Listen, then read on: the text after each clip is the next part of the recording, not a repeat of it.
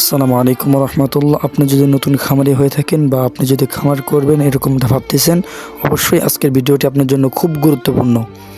কারণ এই ভিডিওটির মাধ্যমে অবশ্যই পাখির খাবার চেঞ্জ নিয়ে একটি বিষয় ইনশাল্লাহ আলোচনা করব। অবশ্যই আপনারা ভিডিওটি সম্পূর্ণ শুনে যাবেন, ইনশাল্লাহ অবশ্যই কাজে আসবে।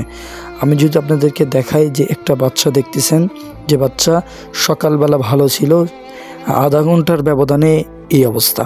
আধা ঘন্টা আগে ফিডটা চেঞ্জ করা হয়েছে। এই ফিড চেঞ্জ করার কারণে বাচ্চার মাথা ঝুলে যেতেছিল এবং ঠ্যাঙে কোনো শক্তি আসতেছিল না, ঠ্যাং ঠান্ডা হয়ে যেতেছিল। ঠিক আছে, তো দেখেন সম্পূর্ণ বাচ্চা এই অবস্থা। এই ঝুড়ির মধ্যে যেগুলো বাচ্চা, সম্পূর্ণ বাচ্চা এই অবস্থা।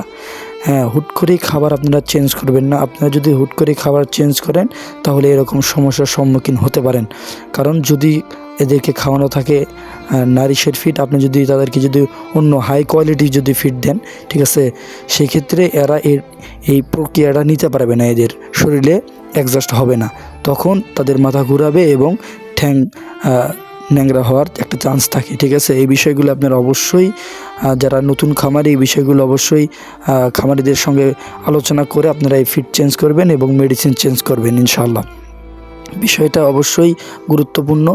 যদি আপনাদের কাছে এই ভিডিওটি ভালো লাগে অবশ্যই ভিডিওতে একটা লাইক করবেন এবং চ্যানেলটি সাবস্ক্রাইব করবেন। যারা ফেসবুক পেজ থেকে দেখতেছেন অবশ্যই ফেসবুকতে ফলো করে দেবেন ইনশাআল্লাহ। দেখেন বাচ্চাদের অবস্থা কীরকম। এখন আপনারা অবশ্যই ফিড যদি চেঞ্জ করেন তাহলে অবশ্যই যে খামারের কাছ থেকে পাখি নেবেন তার সঙ্গে পরামর্শ করে আপনারা ফিডটা চেঞ্জ করবেন। ঠিক আছে, ইনশাআল্লাহ আপনার কাছ থেকে এতটুকুই পরামর্শ থাকবে।